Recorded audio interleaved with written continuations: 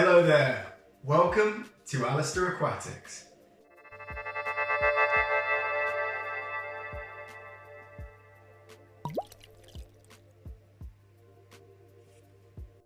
Okay, so I just wanted to start off by saying this video has absolutely nothing to do with the coronavirus COVID-19 pandemic that is currently sweeping its way across the globe. I wanted to start off by saying I hope you guys out there are staying safe, staying healthy and staying happy, because a lot of people are trapped indoors, not being able to go out and do their usual things. So hopefully things like YouTube and your aquariums can help just bring that little touch of nature and that little touch of fun back into your lives during this sort of uncertain time. So like I said, this video has nothing to do with that. This video actually has to do with my own health experiences with keeping fish tanks recently. Now, I have been in hospital recently. I had an infection in my hand which started to swell up, go red, and then within a day, I woke up in the morning with this boil, and within a day I had red tracking all the way down my arm and across this main artery up to my shoulder. I could barely walk because my temperature was really high. I felt horrific, to be quite frank with you.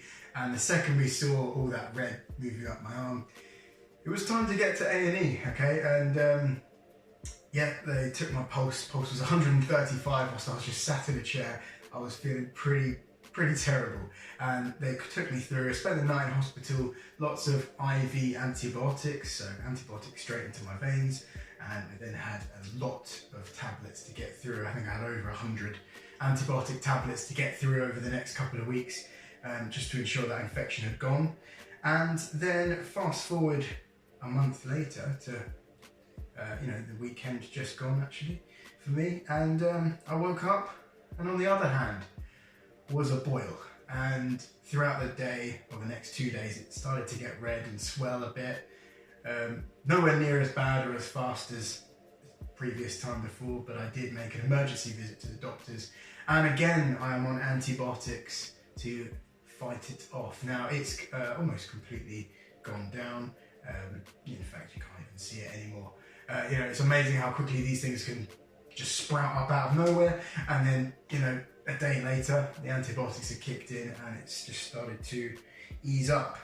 Now, whenever I mention my job to the doctors, they might joke around and say, you need to find a new job, mate. Which is quite tricky for me because my full-time job, I am working with animals and fish, and I'm maintaining aquariums, looking after fish in my full-time job. And, I've been really careful for the past probably 6 months now, wearing full arm gloves, because I have been getting cracked hands and things like that. So I've been wearing full-armed gloves, lots of creams for my hands to keep them in best condition. So not only is my full-time job involve looking after fish, I then come home and in my free time, because I love it so much, I'm making videos for you guys and setting up my own tanks at home, which, as you can imagine, means I've got to put my hands in the tank, which is why nowadays you guys see me wearing these bad boys. Now, this is just to keep my hands, sort of not in direct contact with any of the water. The issue is, from a bit of research I've done, is that, this water in our fish tanks is all non-chlorinated, or it's been dechlorinated. So this actually does allow certain bacteria and things like that to grow and thrive in the water, which is exactly what you want in a fish tank. Bacteria is breaking down the fish waste. But it does pose a problem to someone like myself who, works with water quite a lot, has cracked hands, ended up having a bit of, I think it's eczema, so I have some cream to treat that. But all these cracks and little cuts and things are really good ways for bacteria to get into your hands. So the doctors aren't 100% sure, they haven't done any tests, but one of the theories is that bugs can be getting in through any little cuts and cracked skin that I have. So I've been super careful and wearing gloves all the time. I'm still a bit confused how I managed to get yet another infection this last week, because I honestly haven't had my hands in direct contact with any fish tank water, which seems a bit strange. So that's something they're looking into. Another possibility they think is I spent almost a year of my life living abroad in Australia, and that I might have picked up some streptococcal bacteria that are residing up the old nose, which is not ideal. So I've also got some cream to put on my nose to try and boot that stuff out of there, because I don't fancy the idea of that. And that's another sort of option. But what I wanted to talk about as well is a few sort of issues that are related with fish tanks that you might have experienced yourself.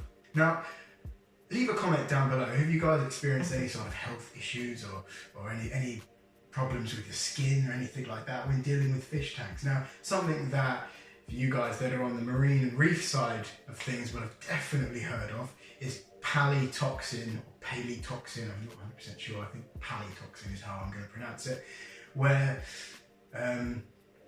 there's certain coral known as polythoa, and I think technically zoanthids also produce this toxin, but polythoa is a sort of type of coral, and this type of coral releases something called palytoxin, which is incredibly toxic and dangerous.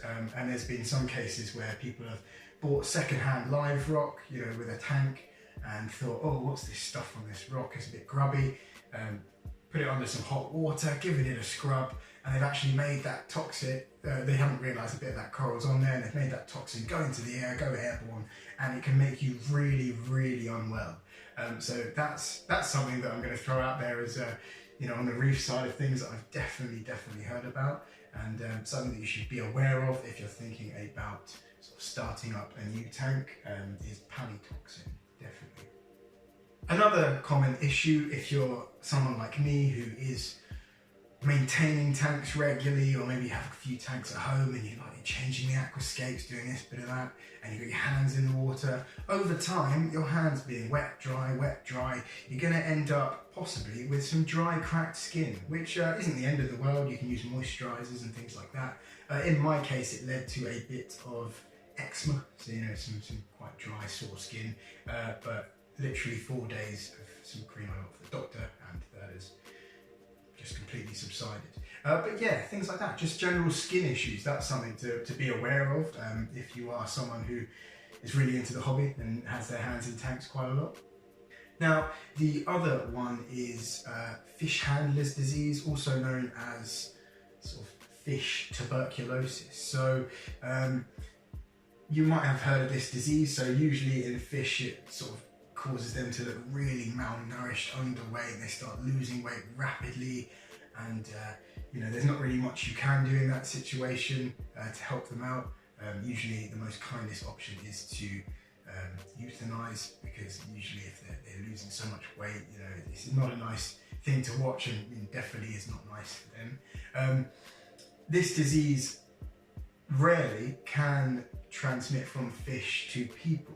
Now, it's also known as the fish handler's disease. It's something that I have spoken about my doctor with as well. And if I am putting this cream up my nose to, of course, kill the streptococcal bacteria, and I still keep getting these infections, then that is something they're going to have to look into.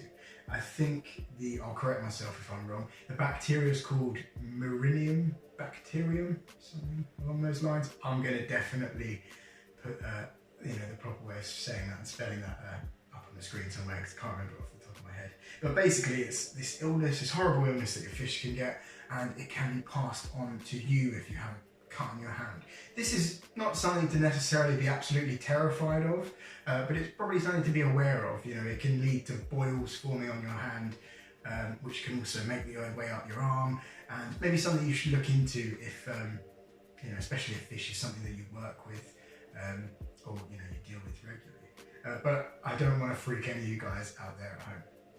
So after all the doom and gloom of talking about, you know, a lot of these problems and issues that can arise with having fish, I want to talk about a couple of the positive things. So number one, you've got a pet, you know, you've got something else that you have to care for. Maybe you've given it a name, and this is all really positive things for you, especially if you might have to spend some time by yourself. You know, it's nice to have these pets around, you know, things that look really cool, and you can somewhat interact with them, I guess, with feeding and things like that. Not necessarily like a cat or a dog, but you know, they are pets. The other thing is, if you live in, say, a city and you live in an apartment, you don't have a garden, You know, you might be sat there thinking, I just want to be in nature. I just want to be lying out in a field with some trees around me, but maybe you don't have that opportunity. Well, fish tanks can help bring nature into your house. You could literally have a nano planted tank on your desk, you know, a marine tank in the lounge. These are all little slices of nature. That's what we're generally trying to replicate. That's what I like to try to replicate in my aquarium. Some people like, you know, to go more down the sort of man-made, you know, fake decorations, and that's absolutely fine as well. But I really like the idea of bringing in a slice of nature, a nice slice of green in this case, into my world. You know, I find it relaxing, peaceful, intriguing. Yeah, and the same with the reef tanks as well, you know, watching the water flow, the corals move, when I actually get around to putting corals in this one, that is, and, you know, watching the fish swim around. It's quite a beautiful thing to see. Okay guys, we've come to the end of that one. I hope you enjoyed it. If you do have any issues with your hands or anything, and you know, you're working with fish tanks or, you know, dealing with your own aquariums a lot, and you think it might have something to do with that, then, you know, I'd urge you to really mention that to, you know, a doctor, to find out if there is any issues that are caused, you know, possibly by your aquarium. So leave a comment down below. Have you guys experienced any issues with keeping aquariums, and you know, had any similar experiences to me? And if you enjoyed this video, please remember to hit that like button and subscribe if you're not subscribed already. Thank you very much for watching.